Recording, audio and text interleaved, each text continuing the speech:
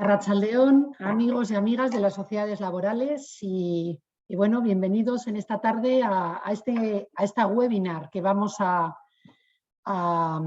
disfrutar. Bueno, a disfrutar no sé si es la palabra exacta o bueno, esta webinar que hemos organizado en torno a la última modificación normativa relevante, muy relevante, que ha tenido lugar en el ámbito laboral, que es la reforma laboral, que se publicó el día 10 de febrero y que tiene pues, un impacto importante en todo lo que tiene que ver con la gestión de la parte laboral de las empresas, especialmente porque entre todos los cambios que se introducen, incorporamos modificaciones relevantes en lo que son las modalidades de contratación y y estos cambios han creado y suscitado pues, dudas, incertidumbres y preocupación en las empresas en general y también en las sociedades laborales en particular.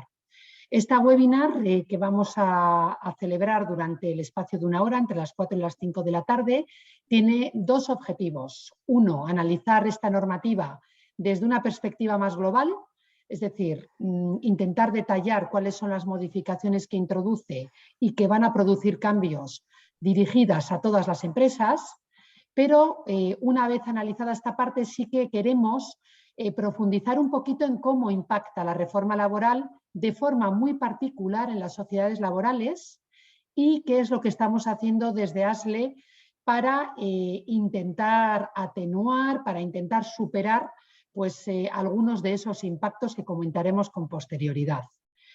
Dicho esto, no me voy a alargar porque yo creo que a quien tenéis que escuchar y quien conoce mejor que yo toda la temática es Javi Muñecas, que es nuestro compañero que va a intervenir a continuación. Solamente comentaros varios temas de tema organizativo. Una vez finalizada la intervención de Javi y alguna aportación que haré yo a continuación, deciros que se abrirá una ronda de preguntas. Como todo este webinar lo estamos organizando a través de Zoom, no tenéis silenciados los micrófonos, por tanto las preguntas podréis hacerlas a través del chat. Nosotros las iremos recogiendo, intentaremos dilucidarlas al final de la sesión. Comentaros también que también al finalizar la sesión os lanzaremos una encuesta que únicamente contiene dos preguntas, pero que os agradeceríamos que contestarais porque a nosotros nos ayuda a desarrollar mejor nuestra actividad y hacer u organizar actividades que son de mayor interés para vosotros y vosotras. Y dicho esto, bueno, nos vemos en un ratito, vamos a escuchar, doy paso y vamos a escuchar a Javier Muñecas y bueno, esperamos que sea de vuestro interés. Y nada, sin más, eskerrik asko. Muy bien, arratsaldeón, gracias Jone por la presentación y bueno, como el tiempo solo, ya hemos dicho que la jornada pretendemos que dure una hora y es lo que yo calculo que puede durar mi exposición, pues bueno, entraré rápidamente en materia, ¿no? Bueno, voy a compartir la presentación que he preparado para explicar la reforma laboral, para que la veáis todos y todas, ¿de acuerdo? Y así, pues poquito a poco vamos desgranando todo lo que os quiero explicar en este espacio de tiempo, ¿no? Bueno, yo creo que como primera aproximación hay que realizar una introducción general de lo que ha sido la reforma laboral, ¿no? Es decir, yo creo que para entrar después en los detalles en los que pretendo profundizar algo, pues primero es importante tener una visión general de lo que es esta reforma laboral, qué objetivos tiene y digamos, cuáles son un poco las partes más importantes, ¿no? He de deciros que la reforma laboral se publicó efectivamente en el Boletín Oficial de Estado el día 30 de diciembre de 2021 y que ocupa nada más y nada menos que 53 páginas del Boletín Oficial del Estado. Como os podéis imaginar, por tanto, reducir la explicación a una hora de tal volumen de información es complicado, ¿no? Pero bueno, trataré por lo menos de explicar de forma que podáis tener un conocimiento cabal y no digo profundo, pero sí por lo menos de los aspectos más importantes, es un poco el objetivo de esta reunión, ¿no? Que podéis por lo menos conocer los aspectos más relevantes y que pueden tener, digamos, más aplicación práctica, ¿no? Bueno, como introducción, como os decía, conocer un poco, tener una visión general de la reforma laboral, ¿no? ¿Qué objetivos tiene? Bueno, la reforma laboral, los objetivos de la reforma laboral yo creo que están muy bien resumidos precisamente en el propio título del Real Decreto Ley 32/2021, del 28 de diciembre. Yo creo que en ese título se recogen los motivos y los objetivos de la reforma laboral, ¿no? Como veis, habla de la garantía de la estabilidad en el empleo, tareas urgentes. Que no.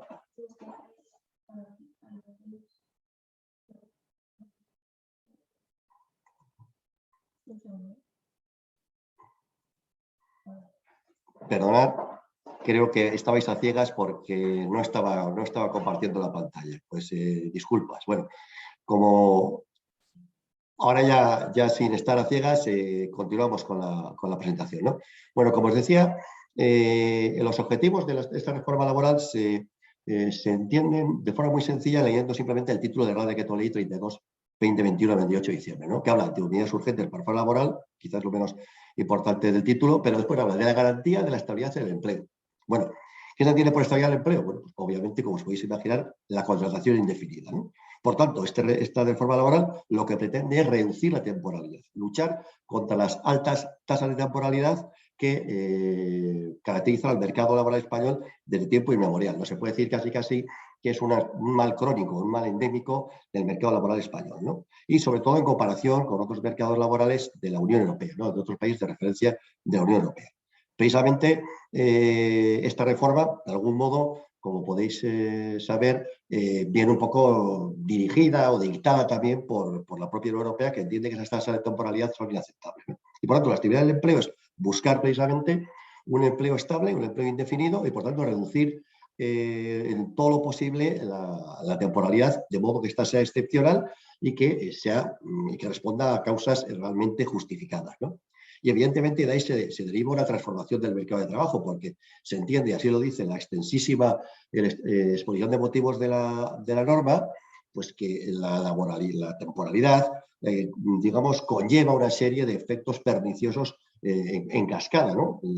La temporalidad lleva a la precariedad laboral, obviamente, lleva a salarios más bajos, lleva a personas menos cualificadas, y en definitiva, por tanto, es un mal, así lo ha entendido el legislador, que debe ser atajado con una reforma ambiciosa. Y desde el punto de vista os tengo que decir que esta reforma en cuanto a la, digamos, limitación de la temporalidad es probablemente la más importante que se ha hecho en décadas, ¿no? Es decir, nunca se ha abordado por el legislador una limitación, una reducción de la temporalidad, las altas tasas de temporalidad del mercado laboral español de esta manera y con esta ambición, ¿no?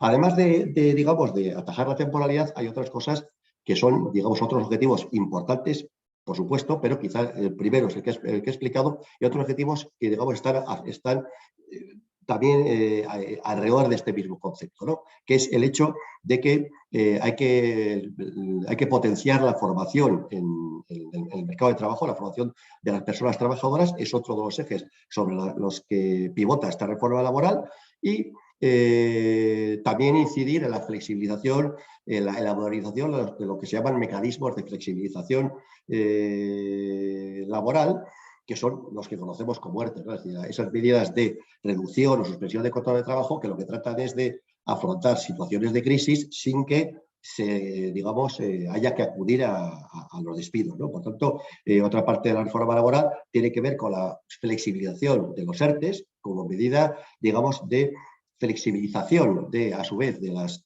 condiciones de trabajo a través de medidas de reducción y de suspensión de contratos que eviten los despidos en situaciones de crisis. Y después también, complementariamente, hay otras medidas, yo creo que de menor calado y de menor trascendencia, que tienen que ver con la negociación colectiva y con la subcontratación.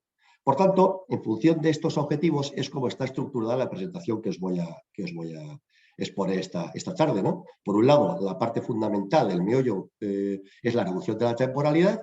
Después haré una exposición más breve y más superficial de los contratos formativos, porque en cualquier caso la modificación de los contratos formativos es mucho más, de menos alcance y de menos profundidad. Hablaré también un poquito sobre los ERTEs y sobre el famoso mecanismo red, que ahora está, bueno, que además se va a poner en vigor respecto de un sector concreto, que es el del sector de las agencias de viajes, y después unas pinceladas sobre las modificaciones, la negociación colectiva y en la subcontratación. Bien, esta es, por tanto, la estructura de la presentación que comienzo ahora mismo a desgranar poco a poco. Primera noción que tenemos que tener clara. Bueno, el contrato por excelencia temporal que conocemos y que se ha utilizado con profusión, aproximadamente unos 4,5 millones de contratos de esta naturaleza, contratos de obras hace años en España, bueno, es la desaparición del contrato de obra. El contrato de obra es el contrato temporal por excelencia desde hace muchos años. Y, como digo, es el contrato más profusamente utilizado para la contratación temporal de personas trabajadoras. Bueno, pues a partir del 31 de diciembre, del 31 de marzo del 2022, desaparece definitivamente. Es verdad que ha habido un periodo transitorio en el cual se han podido estar haciendo contratos de obra desde el 31 de diciembre del 21 hasta la fecha de hoy concretamente, pero mañana ya no se van a poder hacer ni un solo nuevo contrato de obra. De todos modos, lógicamente, podremos seguir viendo personas que a partir de mañana estén con un contrato de obra. ¿Por qué? Porque evidentemente siguen persistiendo aquellos contratos de obra que se hicieron con anterioridad al 31 de diciembre de 2021, fecha en la que se publicó el Real Decreto. Y evidentemente va a seguir habiendo contratos de obra porque se han estado firmando desde el 31 de diciembre de 2021 hasta, como digo, el día de hoy. Y esos contratos de obra, por cierto, que en el caso de que hayáis concertado alguno durante este periodo de tiempo, habréis sabido, y lo habréis hecho de esa manera, que solo pueden tener 6 meses de duración. Por tanto, el contrato de obra desaparece por completo.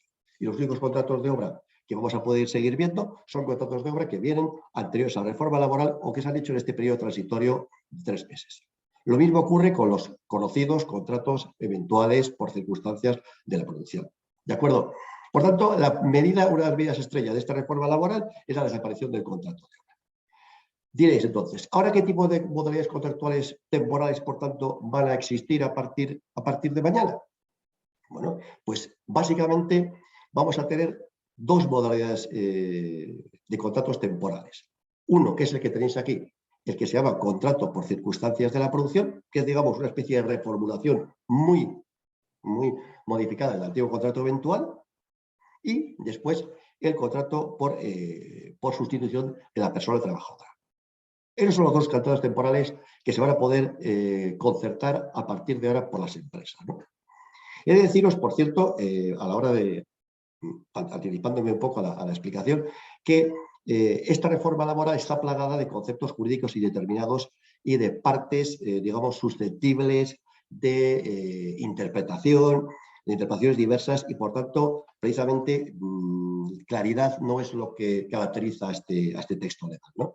Por lo tanto, bueno, yo voy a explicar lo que la normativa establece, que veréis, como digo, que tiene muchos conceptos indeterminados y, por lo tanto, hay que decir también que, bueno, pues es lo que los resultados reales de esta reforma laboral se irán viendo conforme vayan avanzando y conforme la Inspección de Trabajo, los tribunales de la jurisdicción social y el Tribunal Supremo, en ese caso, vayan delimitando, ¿no? estos nuevos contratos que ahora están expuestos de una forma muy general por la normativa, pero que después se van a ir, digamos, delimitando, pues como digo, por la actuación de la Inspección de Trabajo y por la propia actuación de los tribunales de justicia, ¿no? Pero lo que tenemos para explicar actualmente es esto, y es lo que dice el Real Decreto, digamos, de forma literal, ¿no?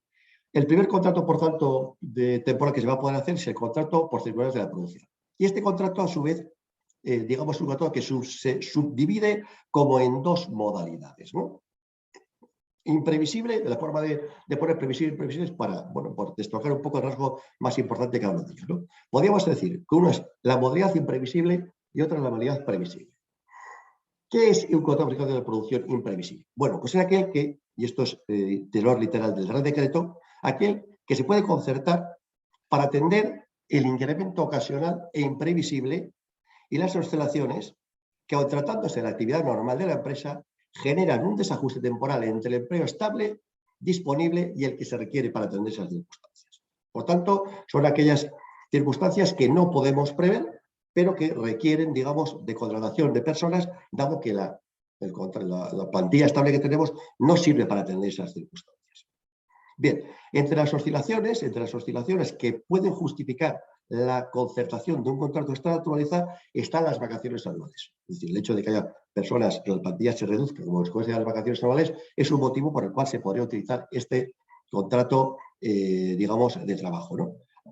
Aunque puede ser contradictorio con el hecho de que pueda ser imprevisible, pero es así como está establecido en el decreto. Y este modelo de contrato es un contrato que se puede realizar por un periodo de 6 meses que podrá ampliarse hasta un año cuando los convenios sectoriales lo recojan de esa manera, ¿no? Es decir, cuando los convenios sectoriales en desarrollo de este Real Decreto vayan recogiendo esta modalidad contractual. La otra modalidad, por tanto, tenemos imprevisible, contrato circular de la producción, imprevisible, 6 meses de duración, ampliable a un año. La otra modalidad es lo que se llama la modalidad previsible, es decir, es aquellos supuestos en los cuales haya que atender situaciones previsibles, pero que tengan, además de ser previsibles, una duración reducida y delimitada en el tiempo. La característica o lo singular de esta modalidad contractual es que solo se podrá utilizar 90 días al año siempre que no sean continuados. Es decir, puede haber un periodo de 89, otro de 1, uno de 45, otro de 45. Eso no se determina y habrá que ver, digamos, cómo se puede entender eso de continuos o no continuos. Pero lo cierto es que aquí, como veis, tenemos muchos conceptos un poco indeterminados, duración reducida y delimitada. Lo de la duración reducida puede ser un concepto bastante indeterminado, ¿de acuerdo? Pero lo cierto es que lo único claro en este contrato es que no puede realizarse más de 90 días al año, con independencia de que cada uno de esos días se pueda contratar a cualquier número de trabajadores. Es decir, podemos contratar 90 trabajadores un día o podemos contratar un trabajador durante 90 días al año. ¿De acuerdo? Es decir, el límite, por tanto, no es por persona, sino por días de utilización dentro del año. Como es un contrato previsible, lo que dice el Real Decreto es que la empresa, en el último trimestre de cada año, deberá entregar a la representación legal de los trabajadores. No dice nada qué ocurre si no existe representación legal de los trabajadores, habla de la representación legal de los trabajadores, deberá entregar el último trimestre del año, como digo, una previsión anual del uso de este contrato. Bueno, como hay muchos aspectos de este Real Decreto, de esta reforma laboral, que están pendientes de desarrollo reglamentario, bueno, pues va a haber apartados probablemente que van a ser objeto de desarrollo y tendremos más claridad al respecto, ¿no? Porque realmente, cuando hablamos de una previsión anual, puedo decir, una previsión es la previsión. ¿Qué ocurre si esa previsión que hemos hecho se modifica de algún modo, ¿no? Bueno, pues entendemos que de una forma razonable habría que ir notificando las posibles modificaciones de las previsiones a la regulación legal de los trabajadores, ¿no? Pero lo cierto es que la obligación es que al último trimestre del año todas las empresas deben tener una previsión de la utilización de este contrato durante el año natural siguiente. ¿De acuerdo? Bien. Por tanto, por intentar dar alguna clave de cómo es un contrato y otro, podríamos decir, contrato imprevisible. Bueno, como estamos diciendo que el previsible exige una previsión dentro del último trimestre del año, de todo el año natural, podríamos decir que es imprevisible aquello que no dentro de ese periodo, es decir, aquello que no hemos sido capaces de prever en este periodo, ¿no? Aquello que digamos, no hemos tenido esa capacidad de prever en ese último trimestre del año, ¿no? Pero como veis, las delimitaciones o la diferencia o la forma de definirlo es un tanto inconcreta y habrá que, bueno, pues a estudiar cada situación concreta a la hora de establecer o de concertar un contrato de esta naturaleza.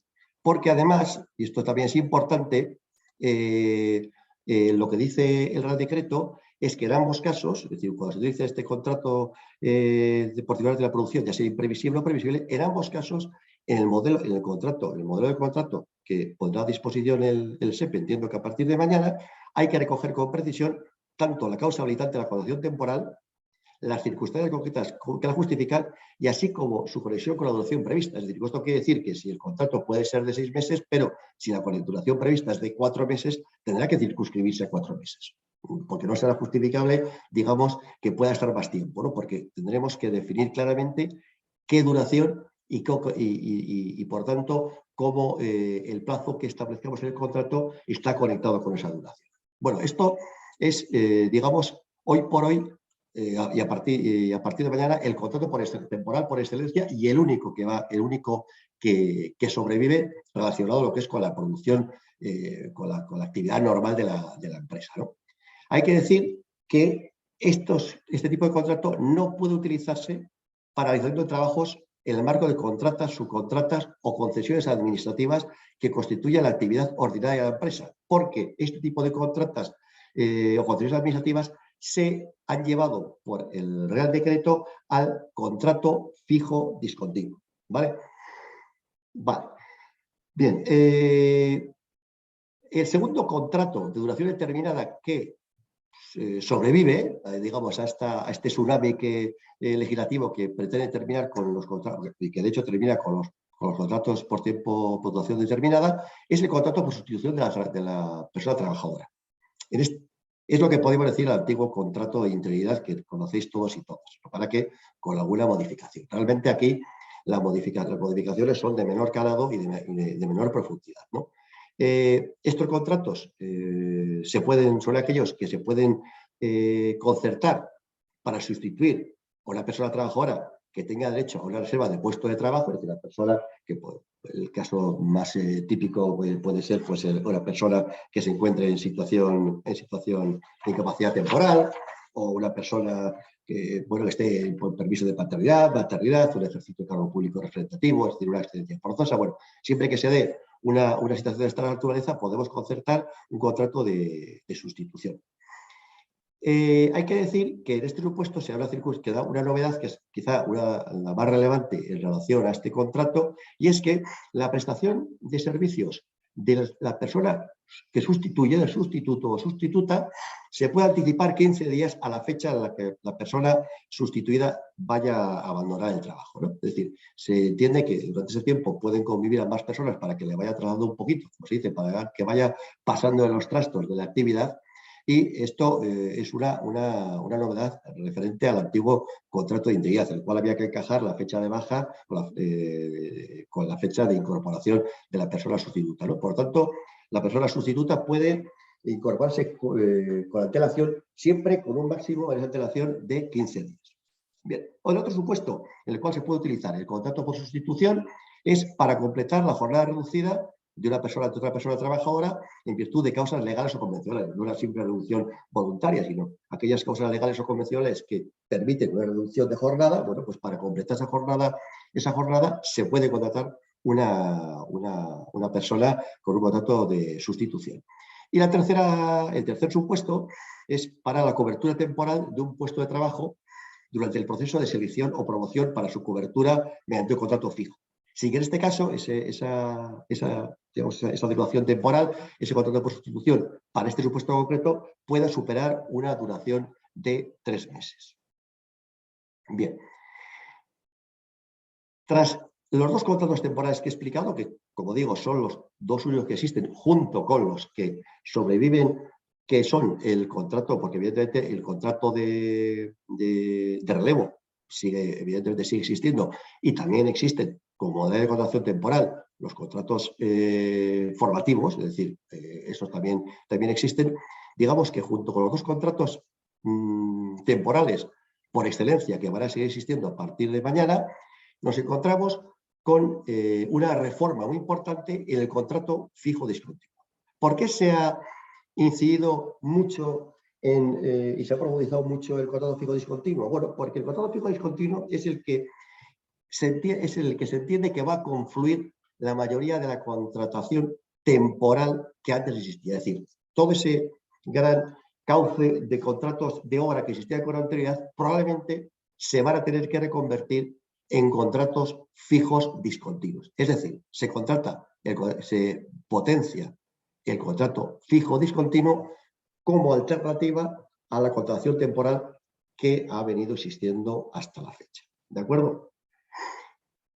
Por tanto, este contrato, como digo, seguramente se va a ver utilizado en mucha mayor medida que lo era con anterioridad, porque hasta la fecha, salvo en sectores muy, muy concretos, pues realmente era una especie de gran desconocido, ¿no? dentro de nuestra legislación, ¿no? Sin embargo, os puedo asegurar que a partir de ahora lo vamos a ver con mucha más frecuencia, ¿no? Este contrato fijo discontinuo, ¿para qué se puede concertar? Bueno, pues se puede concertar, y aquí insisto, de nuevo hago referencia a la literalidad del Real Decreto, se puede concertar como apartado a la realización de trabajos de naturaleza estacional o vinculados a actividades productivas de temporada o para el desarrollo de aquellos que no tengan dicha naturaleza, es decir, que no sea una actividad productiva de temporada o nacional, pero que siendo de prestación intermitente tengan periodos de evolución ciertos, determinados o indeterminados. Es decir, eran para aquellas actividades que son repetitivas, cíclicas y que igual y que se producen, digamos, todos los años, ¿no? Y por lo tanto, esto puede ser una de las claves para que en muchas ocasiones distingamos cuando tenemos que hacer un contrato particular de la producción o un contrato de esta naturaleza. Es decir, si vamos a hacer un contrato particular de la producción para una circunstancia teóricamente imprevisible, pero el año siguiente tenemos que vernos obligados a volver a acudir a una evaluación temporal, por motivos parecidos, nos encontraremos con que seguramente lo que estamos incurriendo es una relación laboral fija discontinua, ¿de acuerdo? Por eso os decía que muchas de las contrataciones temporales existentes hasta ahora van a confluir al contrato fijo discontinuo. La otra, digamos, el otro ámbito de aplicación de este contrato es precisamente para desarrollar las contratas mercantiles o administrativas que, siendo previsibles, formen parte de la actividad ordinaria de la empresa, ¿no? Como comentamos antes, como el contrato particular de la producción, ya hemos dicho que no se puede hacer para ejecutar contratas mercantiles o administrativas, pues evidentemente tendremos que acudir a este contrato fijo discontinuo, ¿no? Como veis, una vez visto los tres contratos, y por dar alguna pista sobre cuándo es oportuno la utilización de una modalidad u otra, volviendo un poquito atrás, pues podríamos decir, los contratos, estos contratos de 90 días, bueno, pues, aunque nos encontremos con que hay actividades que sean cíclicas, si son inferiores a 90 días, podríamos decir que son campañas, por ejemplo, campañas de que se podían hacer a través del contrato particular de circunstancias de la producción. Podríamos decir, campañas repetitivas, todos los años, pero que tengan una duración inferior a 90 días, pues podríamos decir que podrían encajar en el contrato por circunstancias de la producción previsible. Ahora bien, si son repetitivas, para irse a una duración superior, bueno, vamos a tener que acudir seguramente al contrato fijo discontinuo. ¿De acuerdo? Podemos decir, por tanto, que quizá ese contrato de 90 días es una especie de mini ticket o cheque un poco más en blanco hacia la contratación temporal. Es, digamos, el contrato el que más juego nos podría dar, pero siempre con ese límite de los 90 días que, bueno, en todo caso, restringe un tanto su utilización, ¿no? Y después, el contrato fijo discontinuo se puede celebrar también para, digamos, entre una empresa de trabajo temporal y una persona contratada para ser cedida. Por lo tanto, el contrato fijo discontinuo, como digo, va a tener la vocación de ampliar mucho su ámbito de aplicación y de ser, digamos, y atender a aquellas circunstancias que básicamente supone una prestación intermitente, y repetitiva de cuando tenemos que acudir o queremos acudir a las mismas personas trabajadoras para el desarrollo de esas actividades, ¿no? Estos contratos fijos discontinuos tienen, además de, digamos, de esos requisitos de utilización que acabo de exponer, tienen unos aspectos que deben ser muy considerados a la hora de concertarlos, ¿no? Primero, el Real Decreto establece que la empresa debe trasladar a la representación legal de los trabajadores al inicio de cada ejercicio una previsión de llevamiento anual o semestral. ¿De acuerdo? Es decir, lo mismo que hablábamos del contrato de circunstancias de la producción, que también era el cortito, que había que hacer la previsión de utilización, aquí también, en el inicio de cada ejercicio, la empresa debe facilitar a la representación legal de los trabajadores una previsión de cómo va a ser el llamamiento durante ese año o durante el primer semestre. Después, la empresa debe informar a los trabajadores fijos discontinuos de las vacantes que se produzcan en digamos, los contratos indefinidos ordinarios, en los contratos indefinidos normales, para que tengan una posibilidad de acceso a dichos contratos, a dicha contratación temporal. Y otra cosa también importante y esto es un tema que la jurisprudencia ha tenido, bueno, muchas oscilaciones en cuanto al tratamiento de la antigüedad en el antiguo contrato fijo discontinuo. Esto se aclara en este Real Decreto y se dice que en estos contratos fijos discontinuos la antigüedad a efectos económicos, es decir, por ejemplo, a efectos de complementos salariales, a efectos de promoción profesional, a efectos de trienios o de antigüedad, la antigüedad se calcula en función de la duración de toda la relación laboral. Sin embargo, a efectos indemnizatorios, es decir, a cualquier efecto indemnizatorio, solo se tendrán en cuenta los periodos de trabajo efectivamente prestados, es decir, el tiempo de servicios efectivamente prestados. Esto es, por lo tanto, importante. La antigüedad se tiene en cuenta, toda la antigüedad desde el comienzo del contrato, a efectos salariales y otros conceptos relativos al contrato de trabajo, pero a efectos indemnizatorios, sin embargo, solo se tendrá en cuenta el sumatorio de los periodos efectivamente trabajados. Hay que decir, por cierto, voy atrás, perdonadme que vaya un poco desordenado, que en el caso de que el contrato fijo discontinuo se haga para desarrollar contratas mercantiles o administrativas, el periodo de inactividad que se puede establecer es como máximo de 3 meses o el que establezca el convenio colectivo que corresponde. Es decir, en este campo se da ámbito al convenio colectivo para que establezca un periodo, digamos, de inactividad adaptado digamos, al sector correspondiente, ¿no?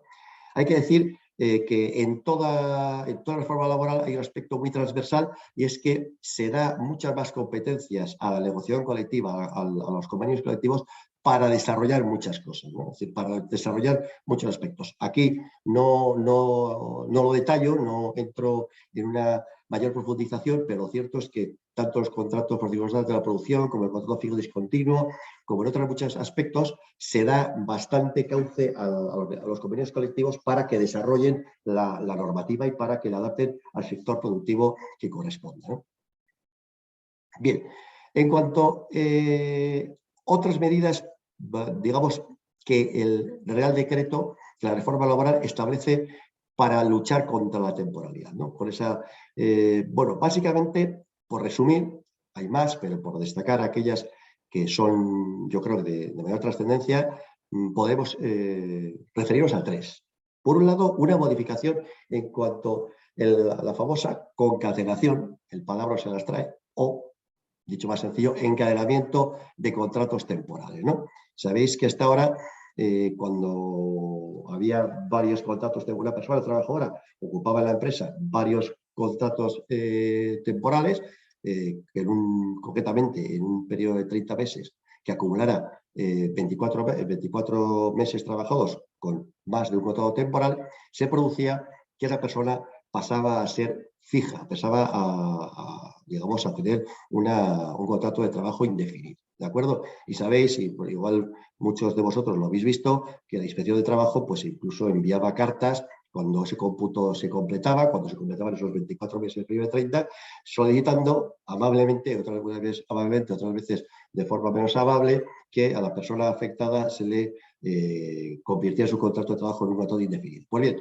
ese cómputo, digamos, esa forma de computar se ha modificado de tal modo que se ha reducido y ahora el cómputo es en 24 meses, 18 meses. Es decir, sí, bueno, lógicamente a partir de ahora van a ser solamente contratos por circunstancias de la producción, pero si un trabajador encadena 2 o más contratos por circunstancias de la producción en un periodo de 18 meses, en un periodo de 24, se producirá automáticamente la conversión de ese contrato en indefinido.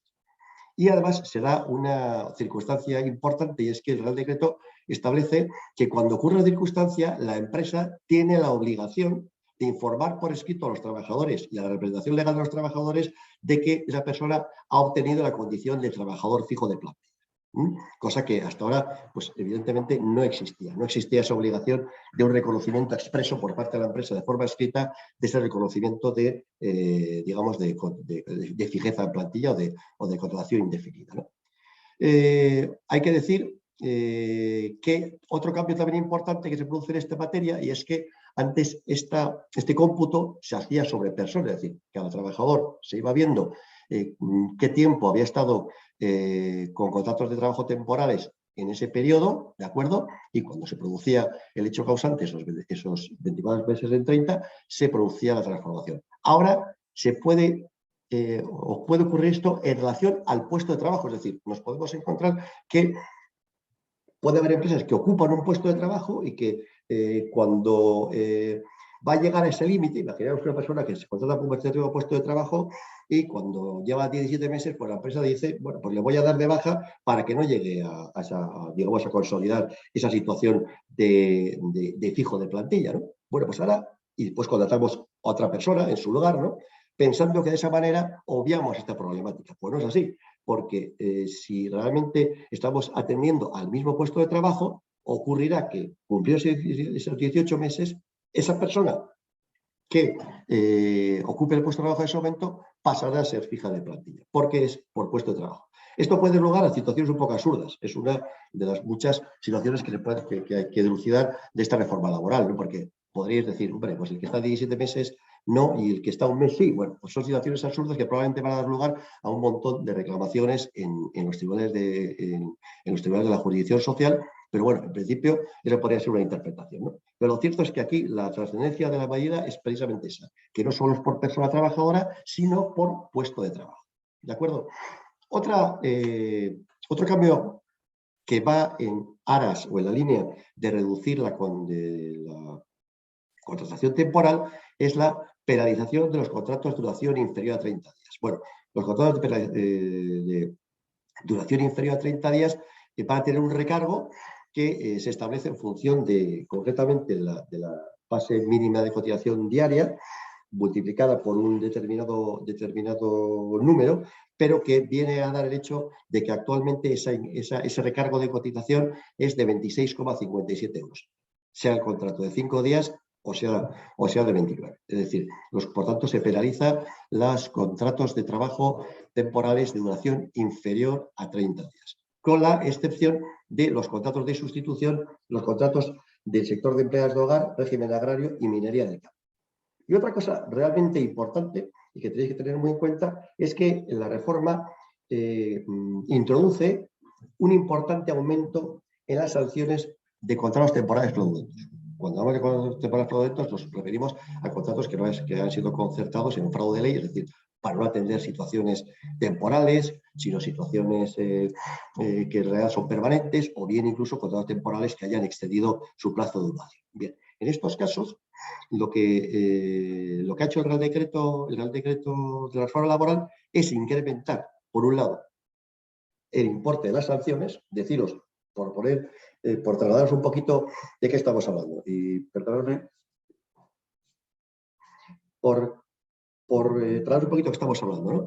Hasta ahora, cuando una empresa, una inspección de trabajo, examinaba los contratos de trabajo de una empresa y advertía que podía haber algún fraude de la contratación temporal, es decir, algún contrato temporal hecho en fraude de ley, podía sancionar y hacía una sanción global. Y esa sanción global era una sanción que iba de 750 euros a 7.500 euros.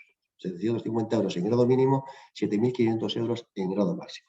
Bueno, pues lo que ha hecho el Real Decreto es, primero, aumentar el importe de la sanción de 1.000 a 10.000 euros, por un lado, y por otro lado, y esto quizá es más relevante, lo que ha hecho es que las sanciones que se pueden imponer ahora por este motivo no se imponen de forma global, es decir, a toda la empresa por las contrataciones temporales mal hechas que se adviertan, sino por cada, persona trabajadora.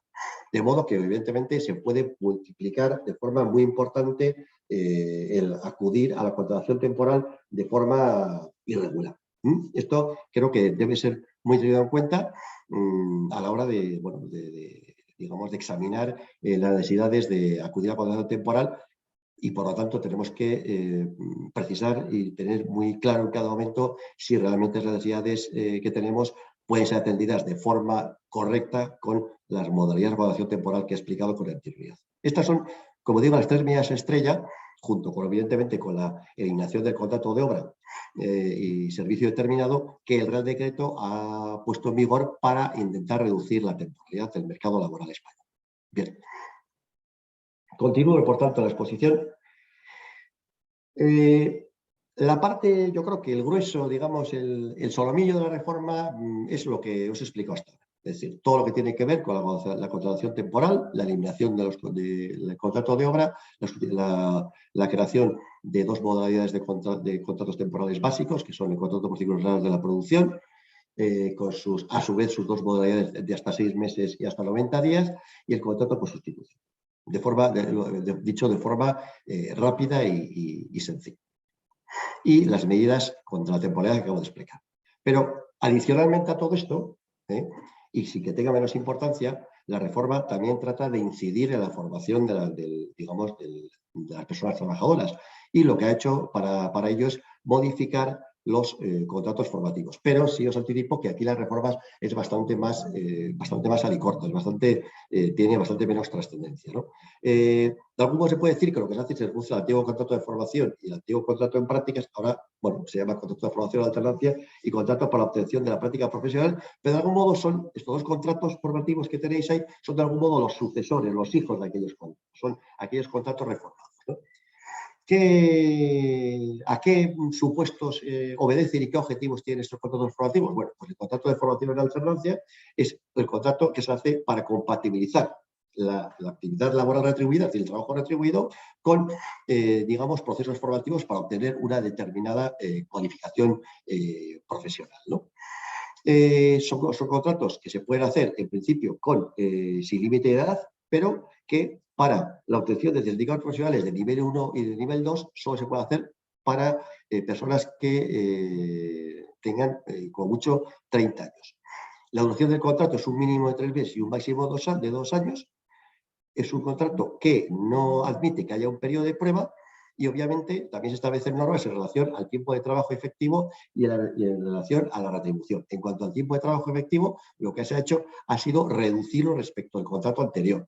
Anteriormente, durante el primer año, el tiempo de trabajo efectivo podía ser del 75%, se reduce aquí al 75% para favorecer más tiempo de formación, y el segundo año el tiempo de trabajo efectivo, como mucho, puede ser el 85%, ¿vale? De la jornada máxima prevista en el convenio colectivo o en su defecto de la jornada máxima legal. Y la retribución en ningún caso puede ser inferior al 60 o al 75% de las retribuciones que para esta modalidad contractual establezca el convenio colectivo sectorial. ¿De acuerdo?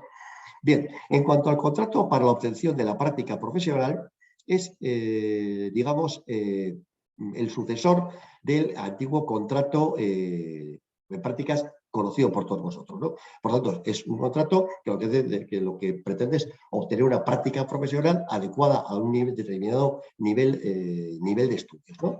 Que son los que tenéis ahí, pues títulos de unitario, especialista, máster, grado medio, grado superior. Bueno, tienes que tener un título determinado con una antigüedad determinada, porque se pueden concertar como mucho dentro de los 3 años siguientes a la obtención del título que corresponda. Aquí se ha modificado la regulación respecto al contrato en prácticas, que se podía hacer en un plazo de 5 años y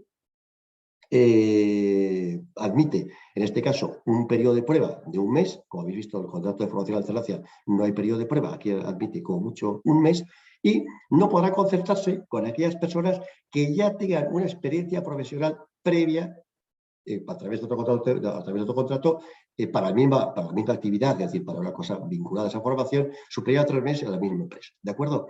Y cuando pongo en retribución sobre un convenio, lo que quiero decir es que el Real Decreto lo que dice es que, o lo que recomienda, o lo que anima, es que los convenios colectivos sectoriales establezcan las retribuciones específicas para estos contratos de trabajo, ¿no? Por lo tanto, veremos en las tablas salariales, veremos la retribución para los contratos para la obtención de la práctica profesional. Bueno, continuando con la presentación, estamos ya en 40 minutos, me quedan 10, y por lo tanto voy a acelerar un poquito. Ahora paso a lo que se llama las medidas de flexibilidad para atender situaciones de crisis, como digo, con el objetivo de no acudir a los despidos o la reducción de contratos de trabajo, y más bien acudir a medidas de reducción o suspensión de jornadas de trabajo, es decir, los famosos ERTE, ¿no? Bueno, una parte importante de la reforma tiene que ver con la modificación de los ERTE para su flexibilización. ¿Cuál es un poco la filosofía de la modificación en relación a los ERTE? Pues básicamente incorporar de forma estructural, de forma permanente, la experiencia de los ERTEs COVID. Es decir, los ERTEs COVID han introducido una serie de modificaciones en relación a la flexibilidad, en relación a la exoneración de cotizaciones, en relación a la limitación de contrataciones, etcétera, cuando las empresas que están en ERTE, que lo que hacen es se incorporan ya de forma estable, ¿no? Por entender que ha sido una experiencia positiva, ¿no? Entonces, la vocación de la reforma en este aspecto es incorporar de forma, digamos, permanente la experiencia de los ERTEs COVID por haberla valorado como una experiencia positiva, ¿no?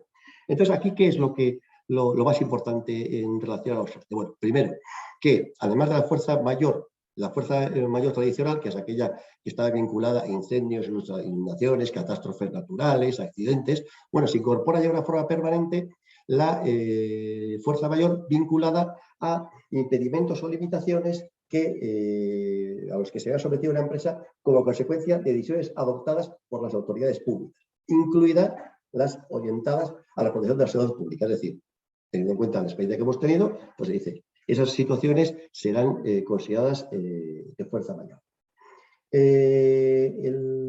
Lo importante de los ERTEs de fuerza mayor es que, así como los ERTEs por causas económicas, técnicas, operativas o de producción, no hace falta, digamos, una autorización de la autoridad laboral, sino que hace falta un acuerdo entre la empresa y los trabajadores. En los casos de ERTE por fuerza mayor, como ha ocurrido con los ERTEs COVID, hace falta que la autoridad laboral, digamos, determine la existencia de la causa que lo justifica. Y, por tanto, aquí lo que habla es un expediente, un informe del periodo de trabajo para, digamos, constatar la concurrencia de la fuerza mayor.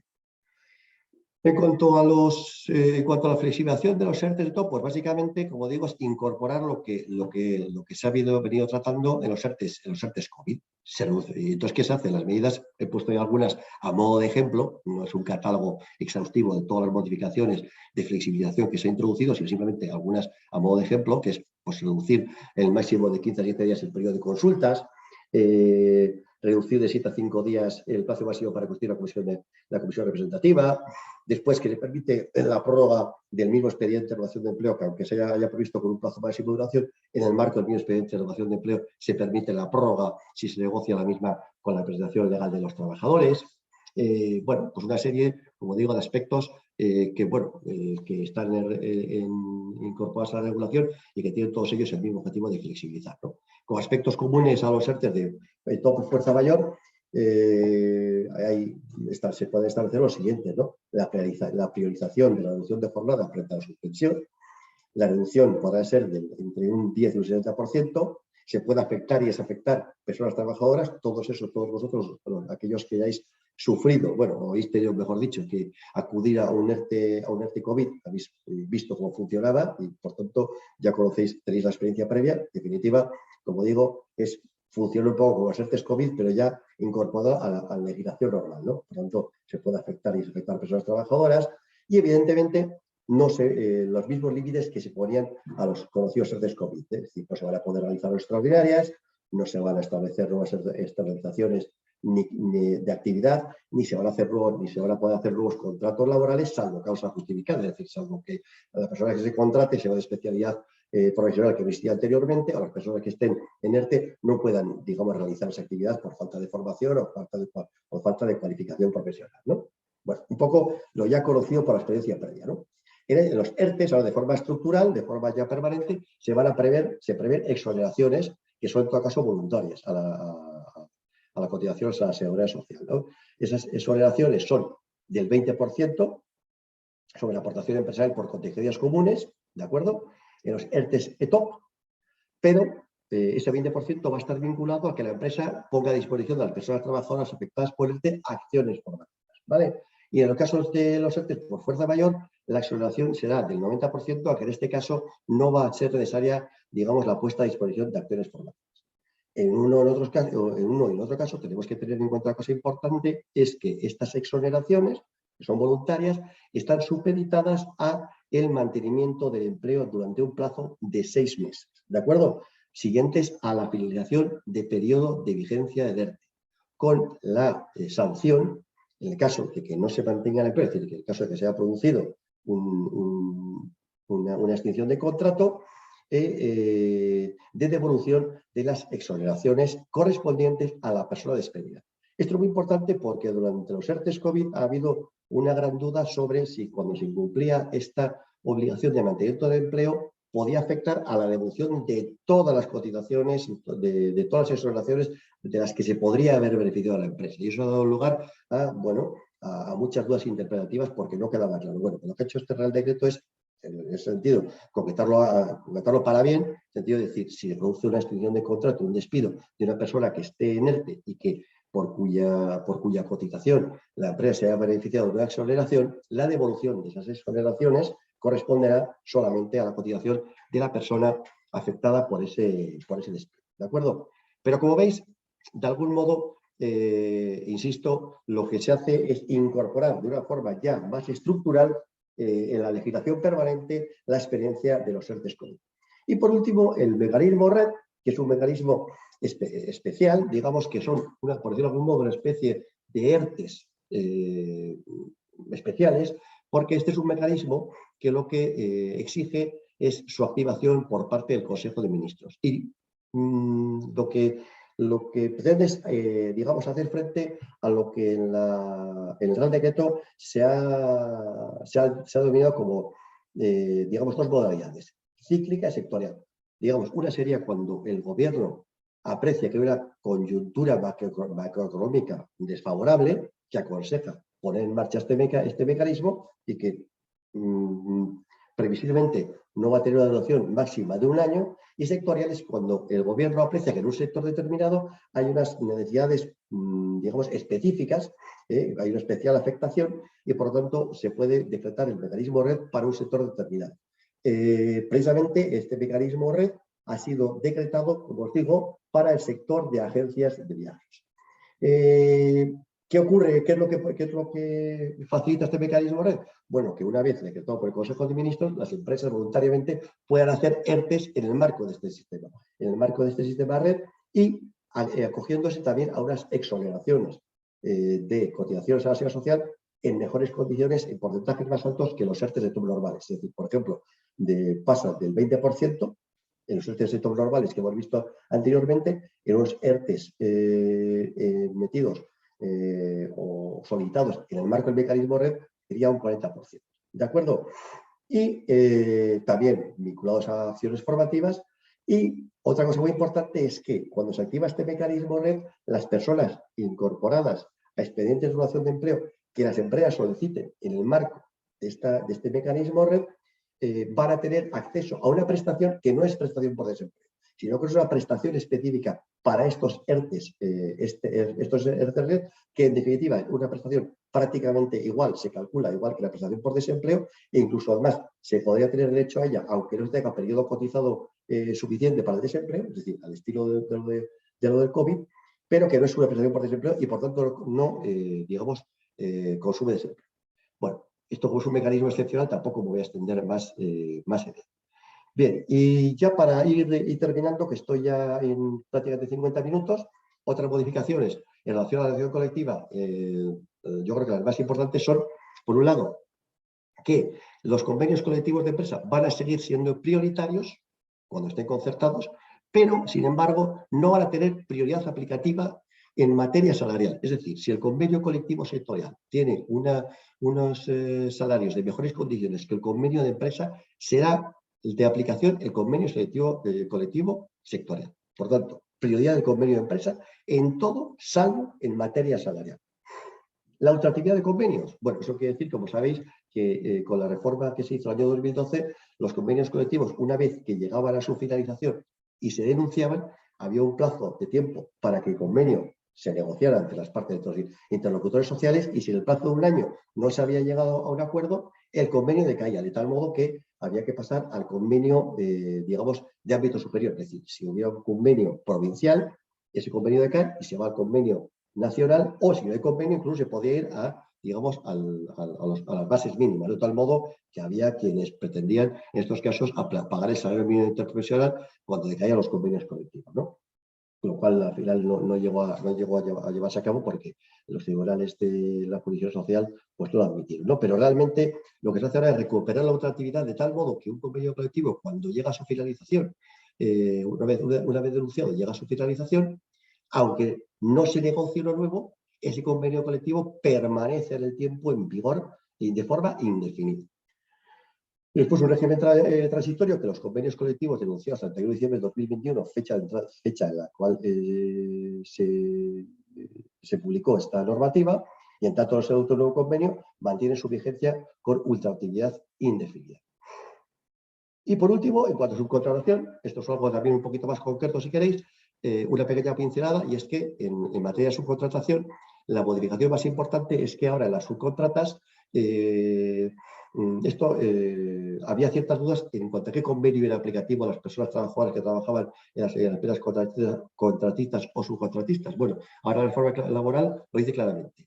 El convenio de aplicación será el convenio de la actividad realmente desarrollada por las personas trabajadoras en la contrata o subcontrata. ¿De acuerdo? Esto realmente se ha hecho para, digamos, cortocircuitar aquellas empresas que se llaman multiservicios, que estuvieron muy en boga hace unos años y que eran empresas que tenían sectores muy malos, por decirlo de algún modo, y que aplicaban y que tenían condiciones salariales bastante precarias y, bueno, pues al final conllevaban una precarización de las relaciones laborales, ¿no? y sobre todo los salarios, ¿no? Bueno, pues ahora con esta reforma laboral queda claro que con independencia de cuál sea el convenio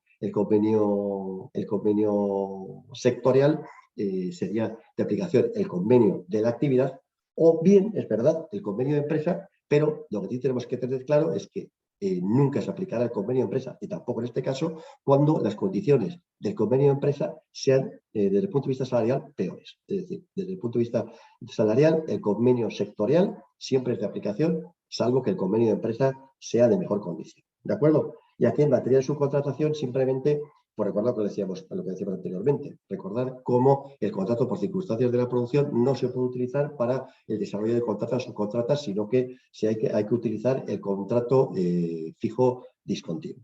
Bueno, y estamos ya en 53 minutos, es lo que tengo yo en mi cronómetro. Os he hecho ya toda la exposición, la he hecho de una forma un poco rápida porque realmente la materia es bastante árida.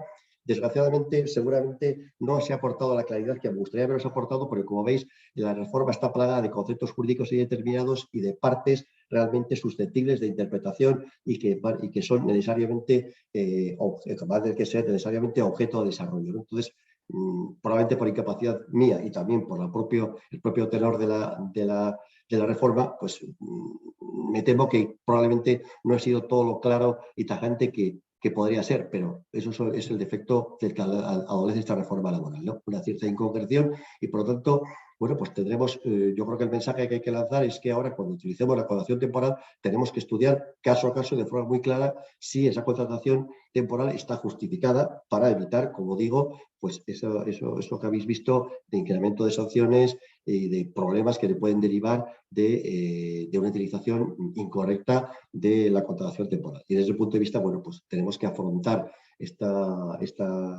tema de una forma diferente, probablemente con mucho rigor, ¿de acuerdo? Y bueno, como comentamos al principio, dispuesto a contestar las preguntas que se hayan podido formular. No sé si ha habido Javi, muchas. Y después, yo darte para Johnny, que querías comentar una cosa más específica de la afectación de la reforma laboral a las sociedades laborales. Efectivamente. Bueno, muchísimas gracias por tu intervención. Yo creo que ha sido bastante clara, aunque efectivamente no tenemos todas las respuestas que quisiéramos, ni las respuestas que tenemos son las que nos gustaría, ¿no? Pero bueno, un poco por comentarte, Javi, hay una pregunta que la realiza José Luis Fernández de la Escuela Alavesa de Soldadores y nos pregunta, nos comenta que es un centro de formación, que tienen 10 cursos de 16 días cada uno separados en el tiempo y que no pueden atenderlos con su personal indefinido. Entonces, la pregunta es, ¿qué sucede con esos contratos? ¿Qué tipo de contratos habría que hacer en estos supuestos? Eso, estamos hablando de 10 cursos de, hemos dicho, de 16 De días. 16 días cada uno. Te comento también, Javi, que aunque no están como panelistas, nuestro resto de compañeros del área jurídica están participando y asistiendo al encuentro, entonces también ellos pueden participar a través del chat. Tanto Anabel, Vega como Íñigo nos están escuchando. Con lo cual, si quieren ellos también intervenir, pues adelante con ello. Pero sí, efectivamente está lo que nos Pues, preguntan desde vale, la Escuela Alavesa de Soldadores es algo que le va a ocurrir a los centros de formación. vale. Y bueno, se van a Bueno, encontrar con esta casuística. hombre, por lo que es cierto, estamos hablando, por lo tanto, de cursos que son perfectamente previsibles. No podemos hablar, por tanto, de un incremento ocasional e imprevisible, ¿no?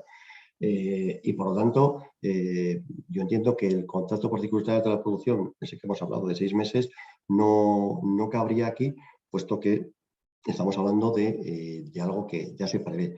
Por otra parte, bueno, como estamos hablando de 16 cursos, de 10 cursos de 16 días, estamos hablando de 190 días, con lo cual excederíamos también, digamos, esa pequeña bolsa de días que teníamos para atender circunstancias temporales, ¿no?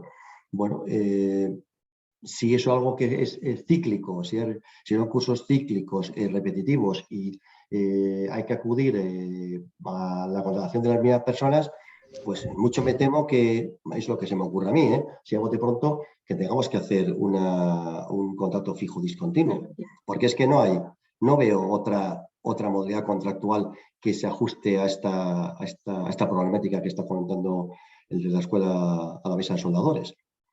Así, en fin, con Sí, yo lo comparto. un análisis superficial, ¿eh? Sí, sí, yo lo comparto, pero en todo caso, si quieren ampliar un poco la información, estamos a disposición de todas las empresas, lógicamente, y como lo hemos hecho siempre, pues para aclarar cualquier tipo de cuestión que vaya surgiendo, ¿no? No veo en principio que hay una otra consulta.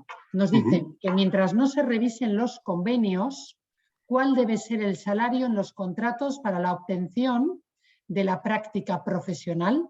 ¿Cuál es la duración máxima de estos contratos? La duración máxima de estos contratos, repito por lo último, es de 1 año. La práctica profesional de 1 año, ¿de acuerdo? Antes era 2 años, ahora se ha reducido a 1 año.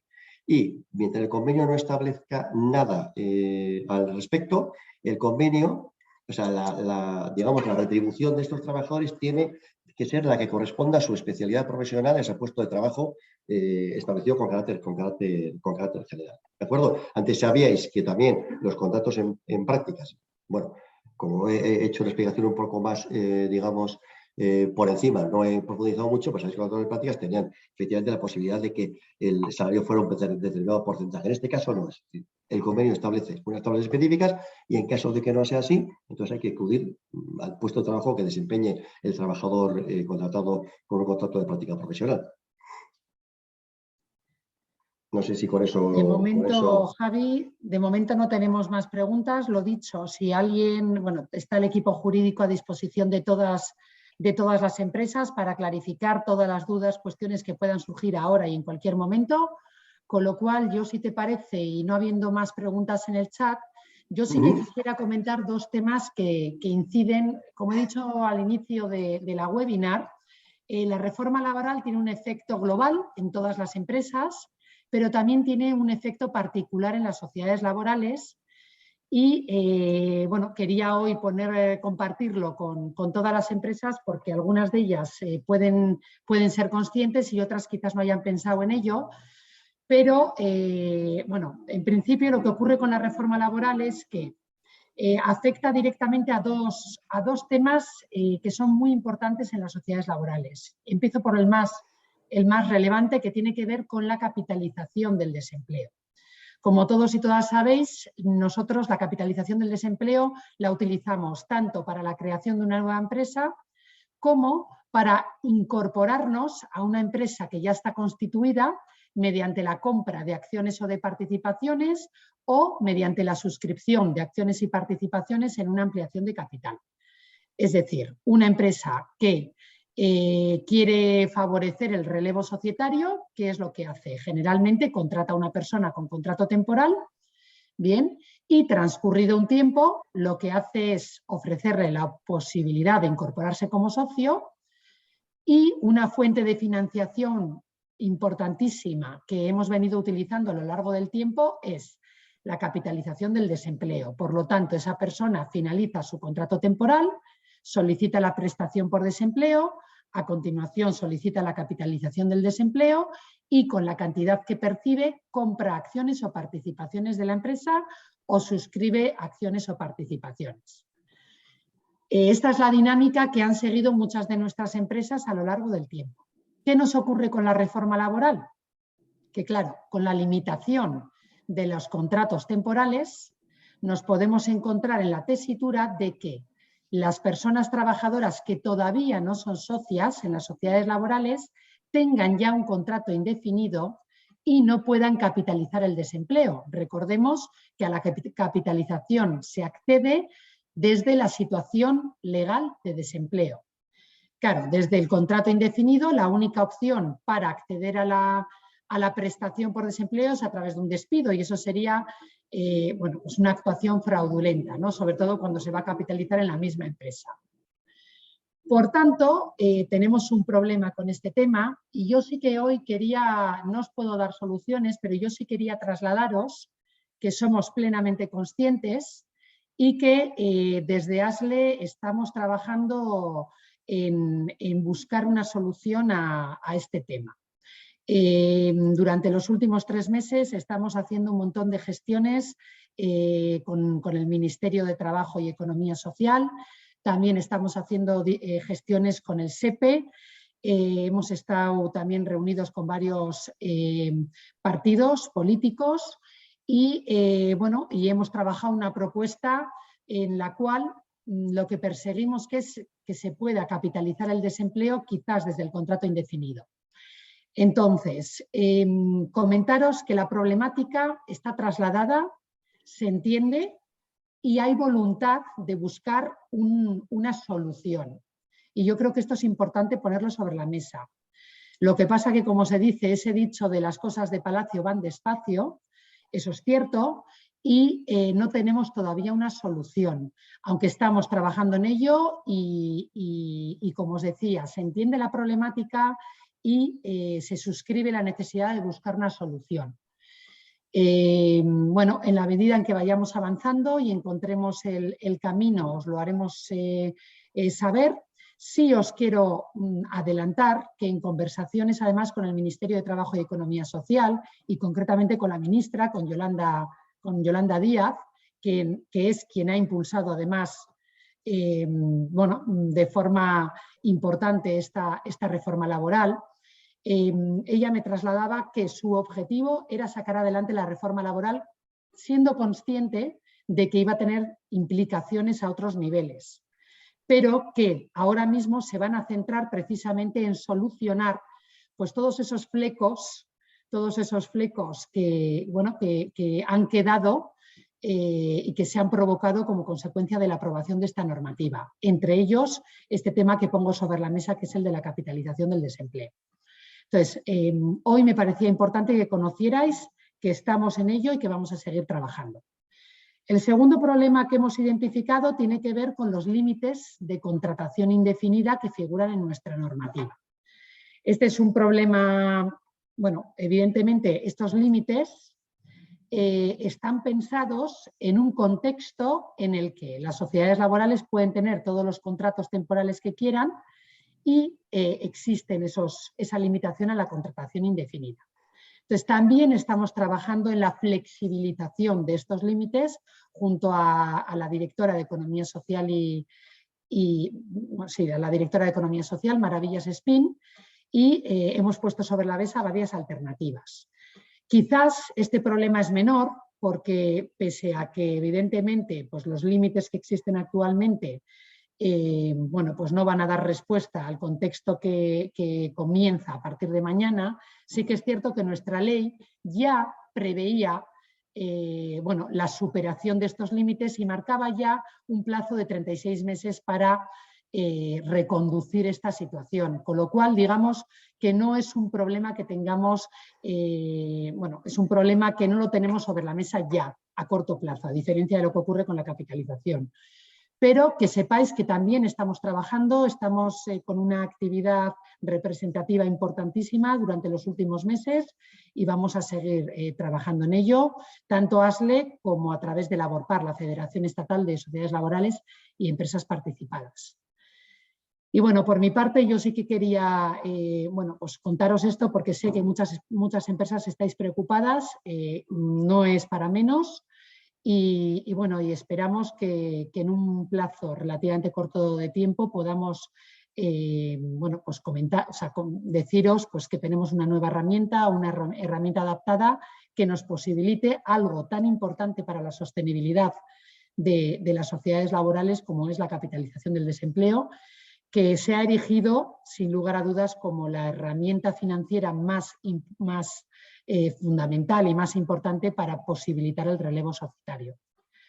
Y poco más puedo decir. No sé si quieres aportar alguna cosa más, Javi, o complementar lo que ya he trasladado.